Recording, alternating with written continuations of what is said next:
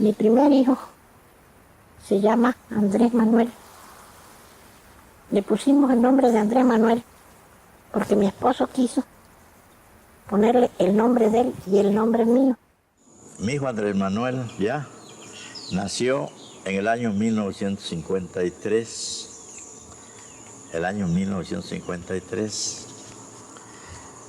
Que por cierto, voy a platicar la historia de mi hijo Andrés Manuel. Creo que por eso lo quiero mucho. Porque mi esposa para el alumbramiento de mi hijo Andrés Manuel demoró 3 días. Entonces tuve yo que hablar. Siendo muy pobre, tuve que hablar a otro doctor para que ayudara al que estaba atendiendo a mi esposa, porque mi hijo Andrés Manuel no podía nacer. Yo soy de un pueblo, de Tepeyitán.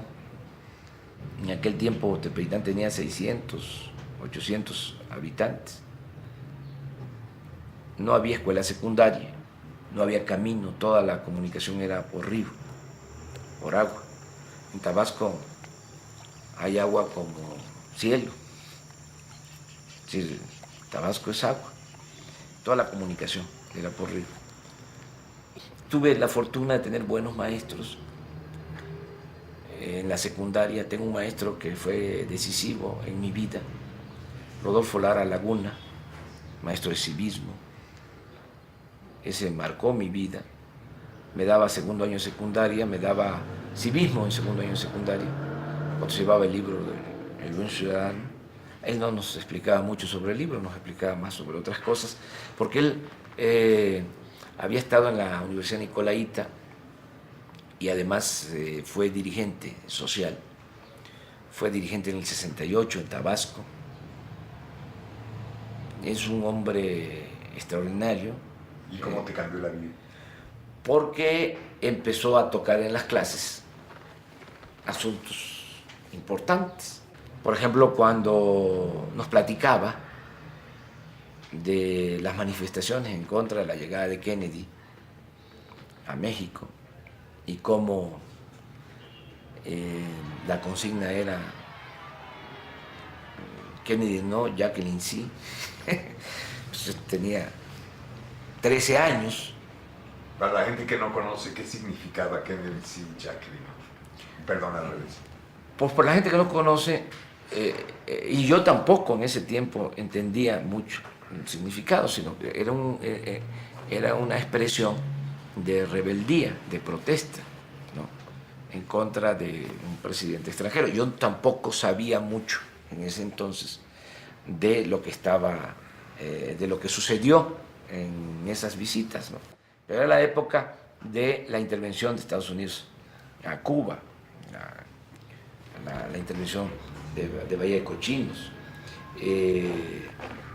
Era una época muy especial, entonces hubo muchas protestas. En ese tiempo, por ejemplo, otro tabasqueño, el más grande tabasqueño en la historia, desde mi particular punto de vista, Carlos Pellicer, también protestó y fue a la cárcel. Gobernaba Adolfo López Mateos, un buen presidente de México, dicho sea de paso. Yo estaba en Tepetitán cuando él gobernaba, en mi pueblo, y era gobernador de Tabasco Carlos Madrazo, también un buen político, el papá de el otro candidato. Así suele pasar. Pero era la época de los desayunos escolares, la época en que se hizo mucha infraestructura, la época en que había progreso. Entonces, ese maestro tuvo mucho que ver con mi formación.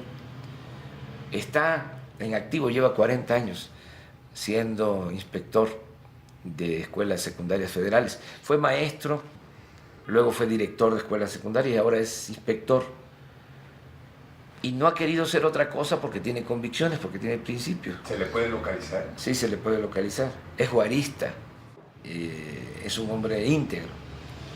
Es una gente que sigo apreciando mucho, ¿no? Sigo queriendo mucho. Y luego, pues estudié la prepa, ya me fui por el lado de las ciencias sociales y luego me vine a estudiar a México, ciencia política. Y me tocó la época de los 70, cuando muchos maestros de la facultad eran de los países de América del Sur, que venían huyendo de la represión, maestros chilenos, bolivianos. Entonces tuve una formación social buena, en esa época también, maestros mexicanos buenos, Arnaldo Córdoba, en la Facultad de Ciencia Política, Rodríguez Araujo, otros, que me formaron. Y ya me fui a la parte social, luego fui director del Instituto Indigenista, siempre he trabajado para la gente humilde, para la gente pobre, nunca he cambiado. De mí pueden decir muchas cosas, pero no de que soy incongruente.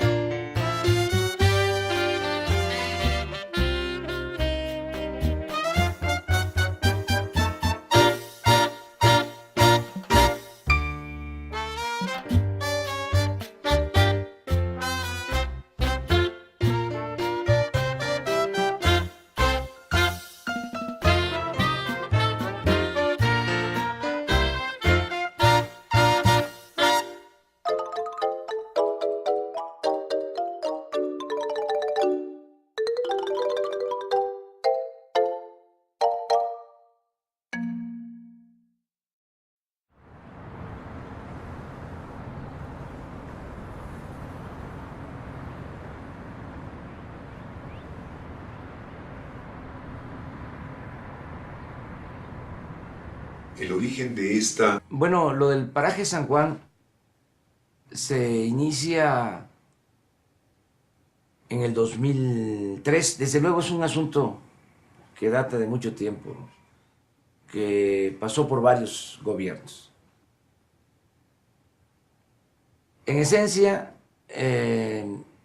una persona reclama por una indemnización por haberle expropiado el gobierno 300 hectáreas en Iztapalapa. Y una juez me convoca a pagar 1.810 millones de pesos y me da un plazo de 3 días. Yo tenía antecedentes del asunto porque empecé a ver de que habían intereses en el cobro de este dinero. El gobierno era un puerquito, pues todos se cebaban en el gobierno. Siempre.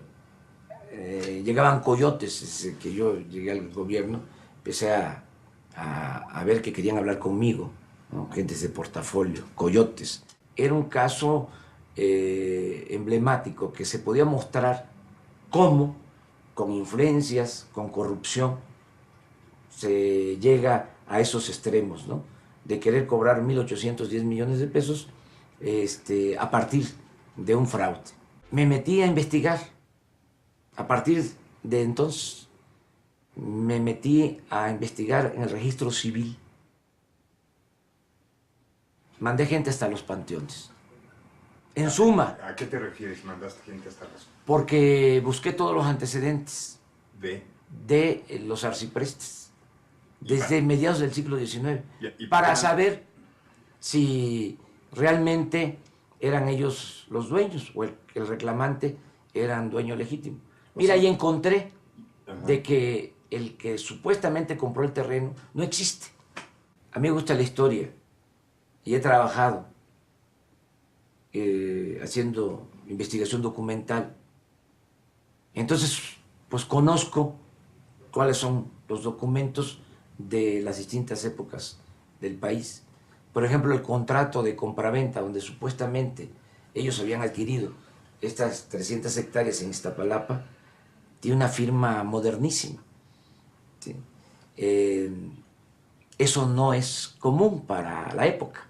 Siempre se firmaba de manera muy bonita, de manera muy alegórica, pero siempre se ponía algo del nombre o algo del apellido. Y esto no, eran unas rayas. Este es un caso.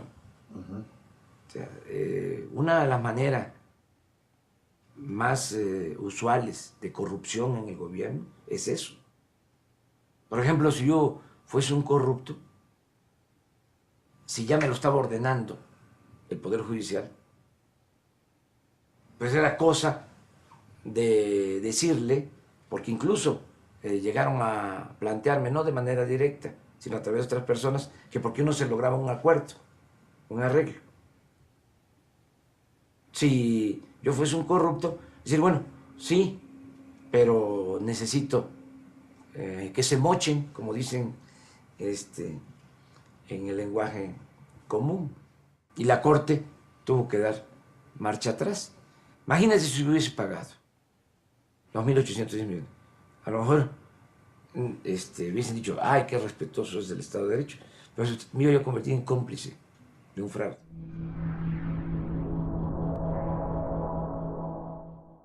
El senador Diego Fernández Ceballos, en una reunión previa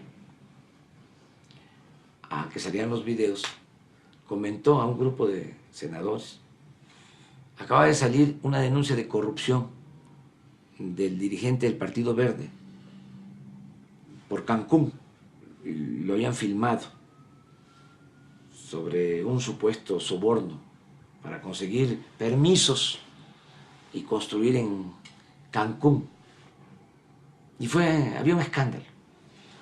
Y ese día llega Diego, me cuentan, y dice, lo de el Verde no es nada para lo que le vamos a hacer a Andrés Manuel. No, me dijo como me dicen, que yo no lo voy a decir, lo que le vamos a hacer. Hizo así una servilleta. Vamos a hacer cachitos.